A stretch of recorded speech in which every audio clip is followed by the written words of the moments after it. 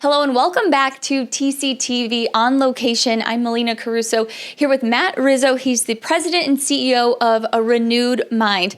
Before we were talking about the connection between mental, emotional health and maybe physical health. Tell me about how sometimes there might be a disconnect between the two in the patient's mind.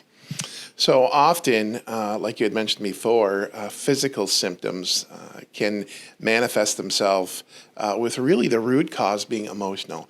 And so patients at times struggle with depression, anxiety, and trauma. And so we have come alongside the Toledo Clinic to couple and work together so that we can provide whole person care. Because maybe somebody comes in with a physical ailment, illness, injury even, but they get that kind of taken care of, but then there's the next part, and that's kind of where you guys come in. Mm-hmm. And often after a medical intervention, people may be depressed after a surgery, may feel isolated, may feel anxious, and sometimes that could lead to people not taking their medicine or following up with a doctor, and people will end up again back in the emergency room.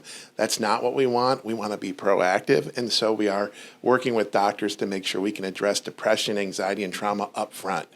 So explain a little bit how this relationship works. So I came in, I recently had a surgery.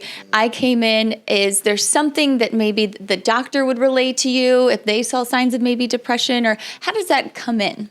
So a patient can go to a primary care doctor's office, see their primary care doctor. They could come in for a surgery. Often the medical staff there can do a brief screening or ask certain questions that could maybe raise a red flag around depression or anxiety. Once that's identified, that office can make a referral to A Renewed Mind, and will provide an assessment and ongoing counseling based on that assessment. All right, well, thank you so much, Matt. That's all the time we have for right now. We'll be back with more.